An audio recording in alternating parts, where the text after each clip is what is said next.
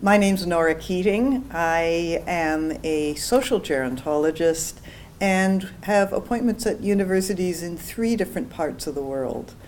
My interests are in global issues of aging, which I think these days are more and more relevant as we live in a global world and face similar issues about population aging and about the migration and context of older adults. Aging is something that we need to understand in these broad contexts, and my work connects very nicely to a recent WHO publication around what they think are the important concepts of aging. The WHO idea is that one cannot assume these days that a good old age is based primarily in your health and functional status.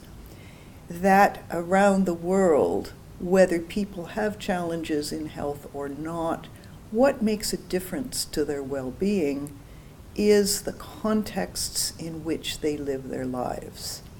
So the new idea about well-being is that it's the fit between your intrinsic capacity, your health, social, mental, physical health, and the settings in which you live.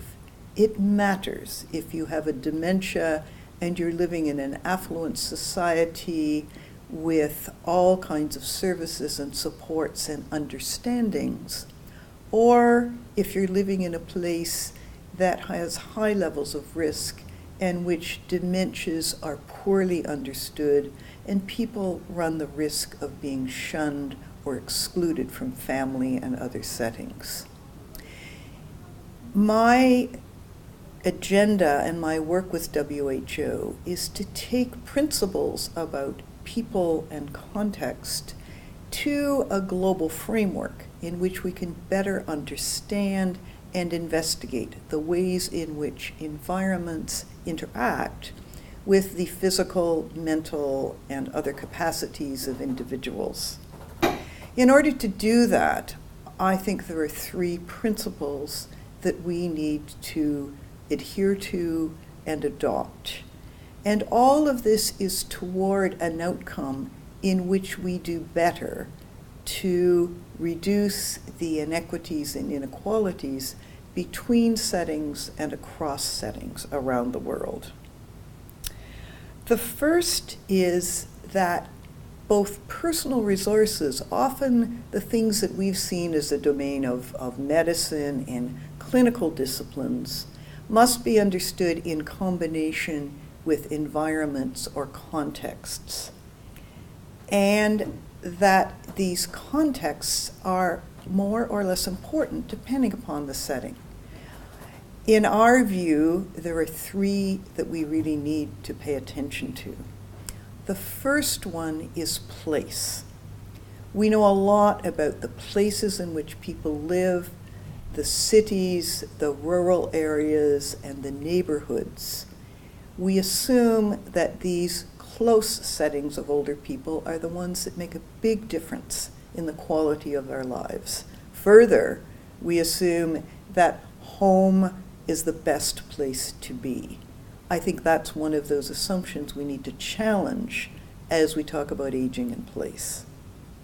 The second setting that's really important is the personal or interpersonal setting. The family connections that we have, the friendship networks that we have, can be more or less supportive depending upon our own abilities and resources to interact with them. And finally, and one I think we often don't pay enough attention to, is the policy setting. That's the place in which we have concerns about ageism, about whether or not there's an interest at that broad government or public policy setting in fostering well-being among older adults and in putting resources into fostering that well-being.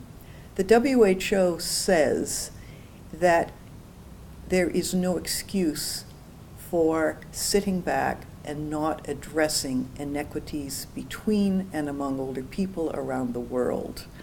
I think we need to think about how in each of our countries and regions we go about doing just that and working together in order to effect these changes toward a good old age.